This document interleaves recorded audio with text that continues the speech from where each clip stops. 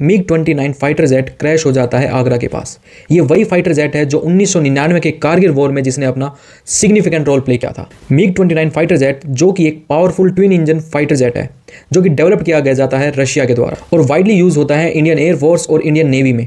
ये जेट एक light weight air superiority fighter है जिसमें एडवांस वेपन्स और डिफेंस फीचर्स हैं। सबसे खास बात यह है कि MiG 29 beyond visual range missile fire कर सकता है।